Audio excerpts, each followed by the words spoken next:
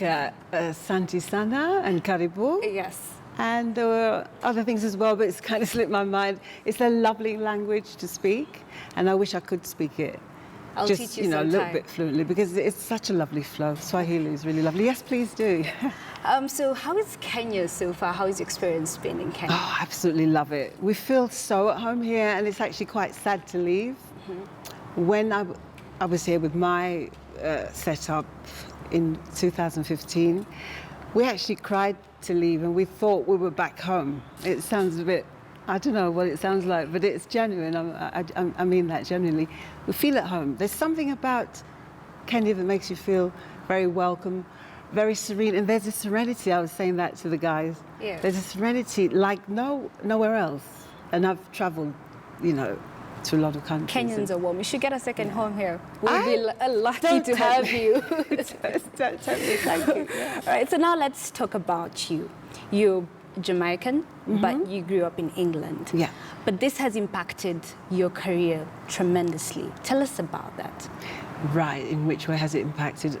Obviously, I was too young. I was but a toddler when I left, so I wouldn't have started anything. Yeah. So it all started when I came to England, like about 17 years old. And before that, it was a dream, like from 15 years old, like every teenager speaks about when you start to sing with brush and you start to make up your own routines like I did. I used to picture the whole scene of a show. That's the funny thing. Yeah. The costumes, the lights, the songs, everything I used to actually picture, but didn't have the courage or the encouragement or the facilities to do anything about it.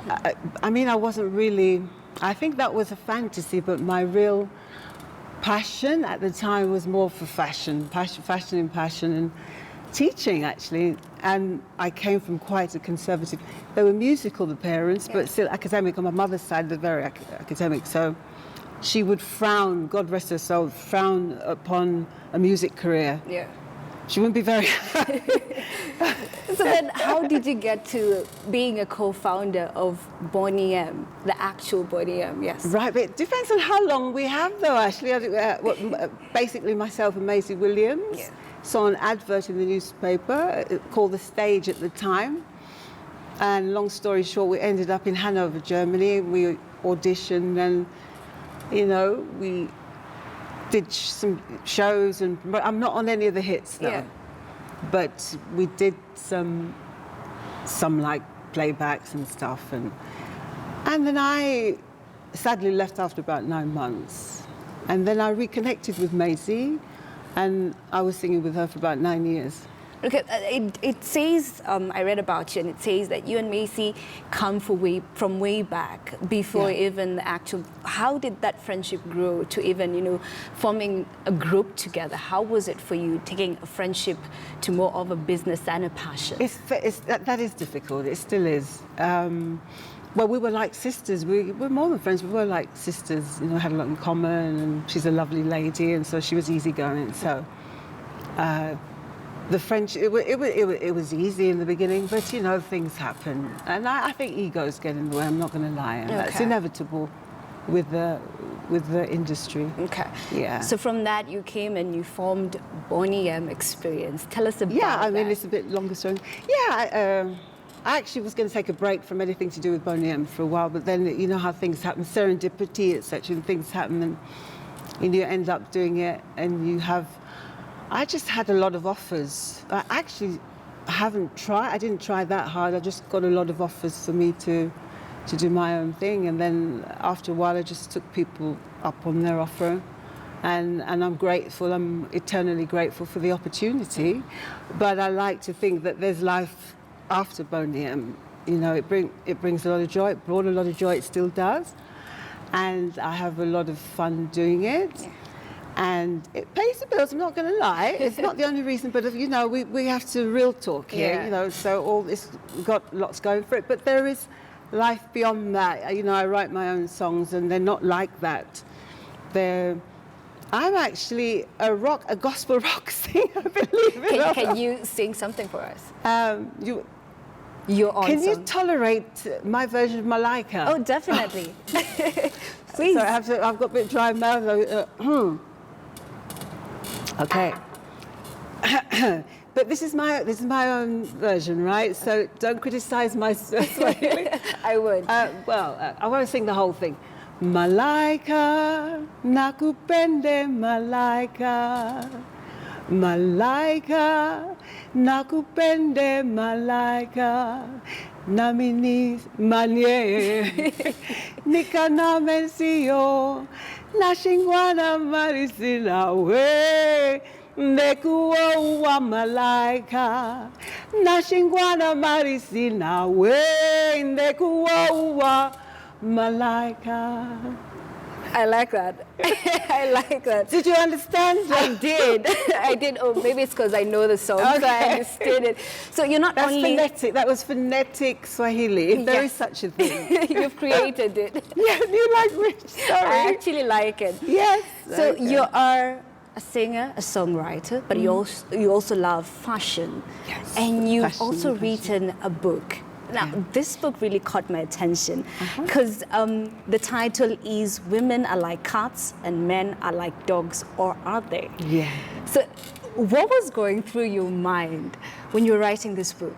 I'm a people watcher, and I love linguistics, anything to do with people, kind of studying people, not like to study and analyze and make people feel uncomfortable, but I like sociology, I like psychology, astrology, anything that means people behavior. Yeah. I even compare people to animals. So why not And- compare women to dogs and men to Because cats? they are. I believe it's like that. I believe we are like cats, and I believe men are like dogs, but not in a disingenuous way, from any of the sexes.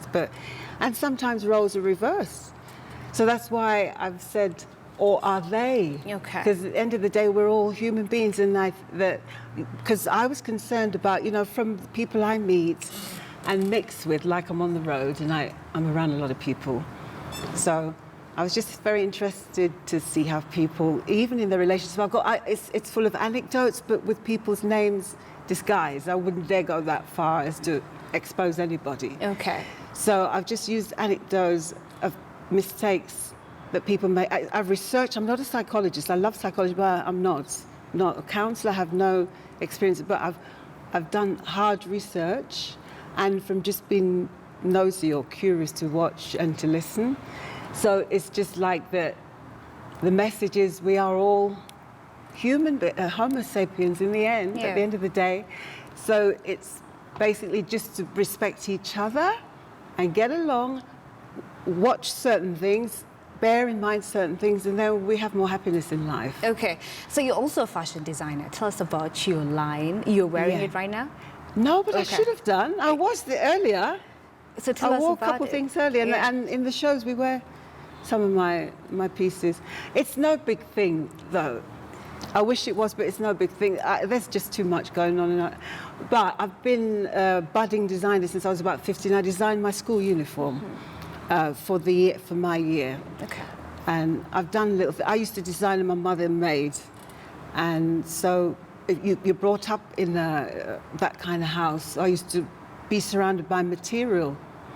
So I always used to imagine, oh yeah, if you use that can make, it's just, and a lot of singers and actors are creative, and a lot of them are good at art and good at languages because of the ear. So I'm not the only one, but that's how that started. I was brought up in that household. So, and then later on, I got the opportunity. I'm doing all these shows, so I thought, well, why not use some of my fashion, and the band kindly models some, and the eventual aim is to do it for a business, a sideline, because I don't really want to I don't see me singing by the rivers of, but no disrespect, lovely song, and brown girl in the ring, but I don't see me doing this forever and ever. Yeah.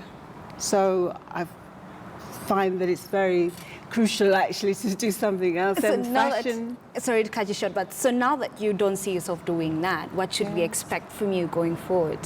Going forward, more Boney shows, because it's still a joy. Yeah. Despite what I'm saying, it's still a joy. And even if you do these songs over and over again, but no 2 nights is the same.